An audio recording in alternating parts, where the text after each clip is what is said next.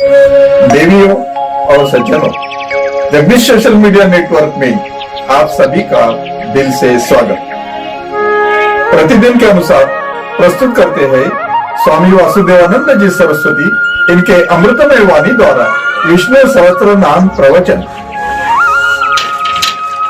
प्रथम नमन आपको। जय गुरुदेव।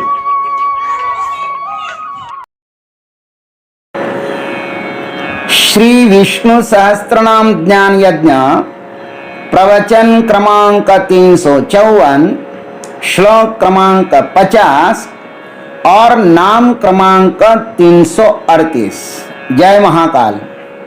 आज 29 अप्रैल है और आज से उज्जैन नगरी में होने वाले अपने महामृत्युंजय महायज्ञ की पूर्णाहुति के ठीक 300 दिन शेष है। जय महामृत्युंजय महायज्ञ। ओम त्र्यंबकं यजामहे सुगंधिं पुष्टिवर्धनम् उर्वारुकमिव बन्धनान् मृत्युर्मुक्षीयमामृतात्। सदाशिवसमारम्भान् शंकराचार्य मध्यमाम् अस्मदाचार्य पर्यन्तां वन्दे गुरुपरम्पराम्। समस्त जन कल्याण निरतं करुणामयं नमामि चिन्मयं देवं सद्गुरुं ब्रह्म विद्वरम्। शान्ताकारं भुजगशयनं पद्मनाभं सुरेशं विश्वाधारं गगनसदृशं मेघवर्णं शुभांगम्। लक्ष्मीकान्तं कमलनयनं योगिभिर्ध्यानगम्यं वन्दे विष्णुं भवभयहरं सर्वलोकैकनाथम्। अशोकस्तारणस्तारः शूरः शौर्यर्जनेश्वरः अनुकूलः शतावर्तः पद्मी पद्मनिभेक्षणः। ओम ताराय नमः। युधिष्ठिर जी महाराज अपने गुरुदेव भीष्माचार्य जी से बड़े ही प्रेम के साथ, बड़े ही आनंद के साथ, समर्पण बुद्धि श्रद्धा के साथ श्री विष्णु सहस्त्र नाम महास्तोत्र सुन रहे हैं। भीष्माचार्य जैसा गुरु हो और युधिष्ठिर जैसा शिष्य हो तो भगवान तो वहां प्रकट हो ही जाते हैं। एक एक नाम बड़ा दिव्य है। भगवान को पहले अशोक कहा, फिर तारणहार कहा और अब कहते हैं ताराय नमः। अब उस भगवान का नाम है तार। तारण नाम से यह कहा कि वह संसार सागर से तारता है, और अब तार नाम से यह कहते हैं कि वह जन्म जरा मृत्यु रूप भय से तारता है। अतः उसे तार नाम से यहां पर भीष्म पितामह जी संबोधित करते हैं। तार जन्म जरा मृत्यु रूप भय से तारने वाले। भाष्यकार लिखते हैं, गर्भ जन्म जरा मृत्यु लक्षणात् भयात् तारयति इति तारः। गर्भ जन्म जरा मृत्यु रूप भय से तारते हैं ना, इसलिए परमात्मा को तार कहते हैं। एक तारसार उपनिषद भी है, उसमें तार को ब्रह्म ही कहा गया है और वह प्रणव स्वरूप है। उस प्रणव में 8 अक्षर सूक्ष्म रूप से रहते हैं, अर्थात यह तार नामक परमात्मा 8 प्रकार का है। कौन कौन से वे 8 प्रकार? अकार, उकार, मकार, बिंदु, नाद, कला, कलातीत, और उससे परे की एक अवस्था है।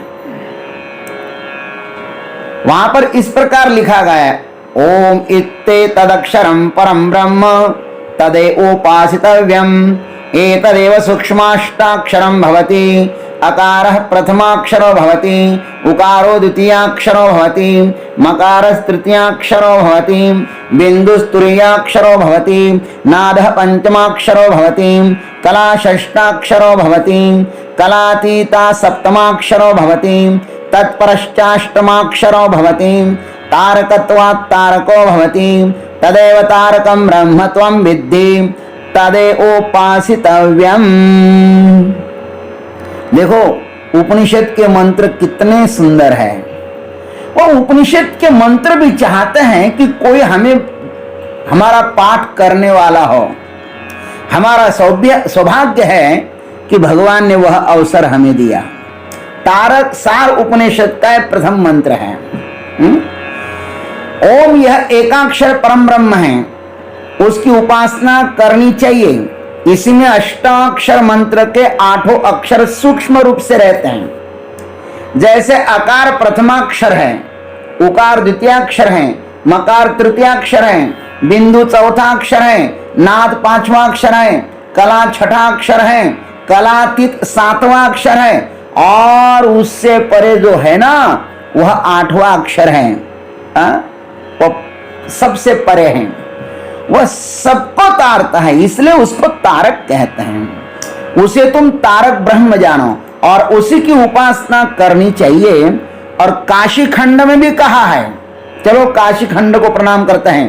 तारयद्यद् भवाम्बोधे स्वजपासक्त मानसम ततस्तारयति ख्यातं यस्तं ब्रह्म व्यलोकयत। काशी खंड अध्याय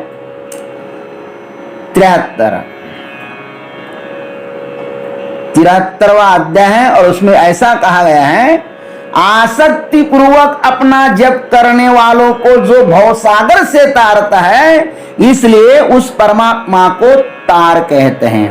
उसे ही ब्रह्म जानना चाहिए। ब्रह्म क्या करता है? अपना जप करने वाले को इस भवसागर से तार देता है। भाष्यकार कहते कि यह तार नामक परमात्मा अपनी उपासना करने वालों को गर्भ जन्म जरा मृत्यु भय से तारते हैं, इसलिए तो वे तार हैं। यह बिंदु यहां पर विचार नहीं है। यह संसार दुख एवं भयग्रस्त है।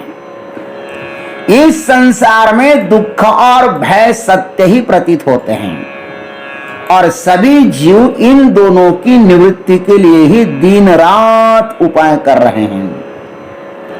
यह संसार कहां तक है मेरे भाई? जहां तक माया का विस्तार है वहां तक संसार है। और माया कहां तक है? गो गोचर जहां लगी मन जाई सो सब माया जानहु भाई। वो स्वामी जी ने यह भी कहा है कि ब्रह्मा विष्णु और महेश ये तीनों भी माया का ही स्वरूप है। इनको भी माया नचाती है, तो फिर अन्य देवताओं की क्या कथा। जग उपेखन तुम देख निहारे, विधि हरि शंभु नचाव निहारे।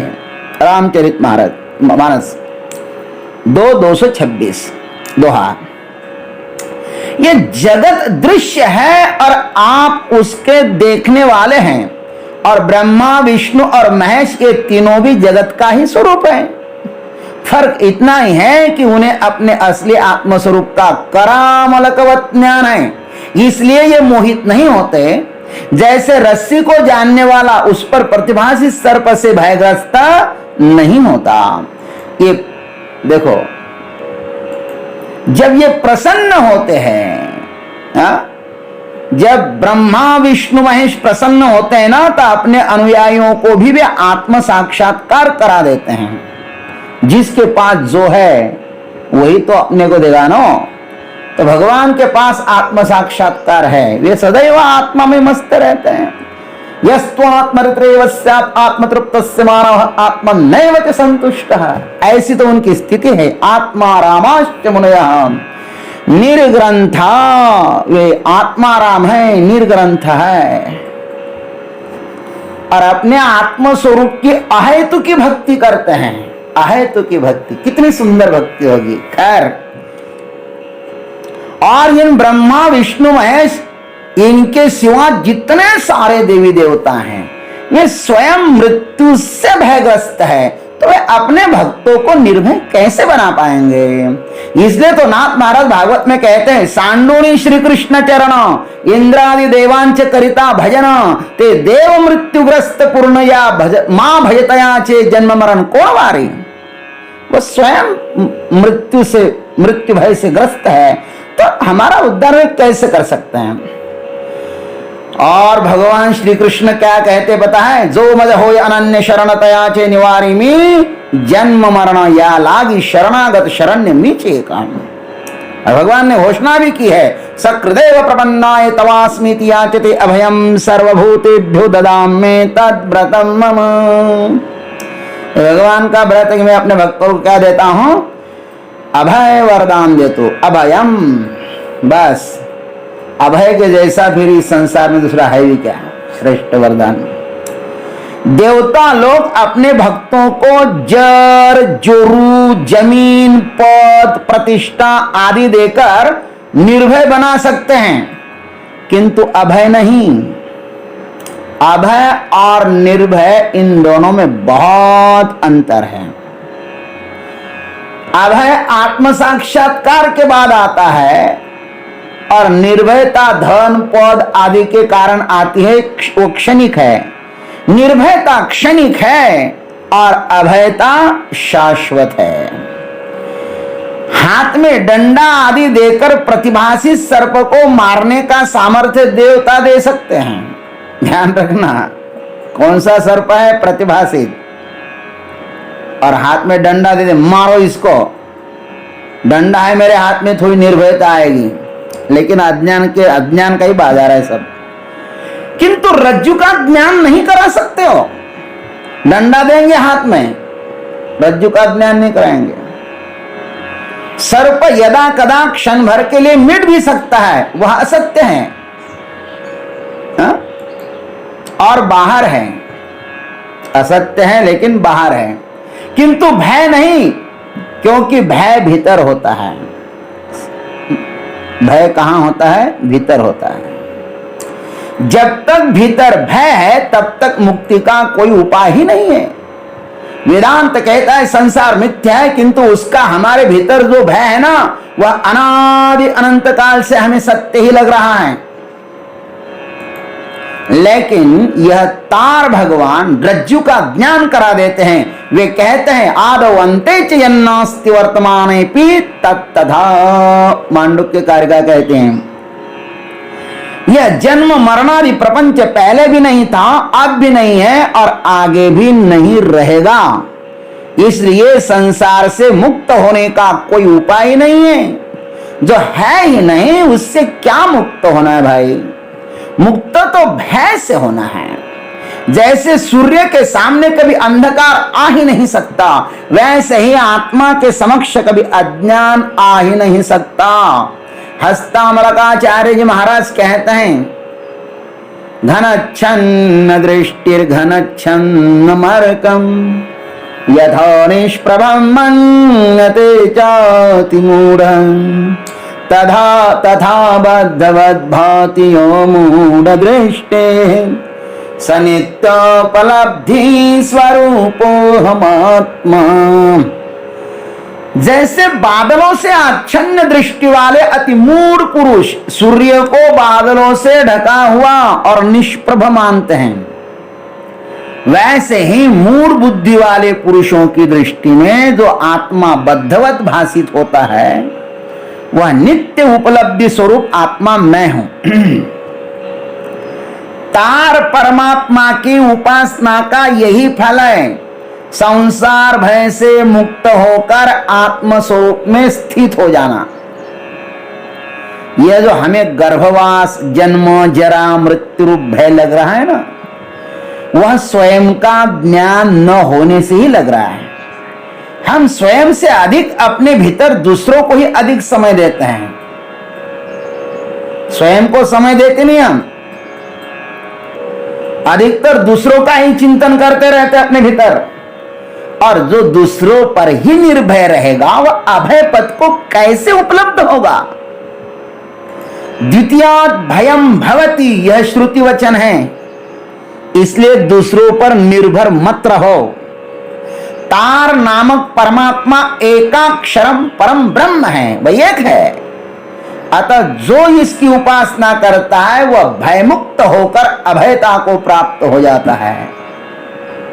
ओम ताराय नमः। वही तार है और वही तारनहार है। सदैव उनका भजन करो और अभयता को प्राप्त कर लो। जय गुरुदेव, जय जगदीश्वर, जय जय महाकाल। अभी आप सुन रहे थे स्वामी वासुदेवानंद जी सरस्वती इनके अमृतमय वाणी द्वारा विष्णु सहस्त्र नाम ज्ञान यज्ञ प्रवचन का अगला भाग लेकर कल सुबह फिर उपस्थित होंगे। हरिओम।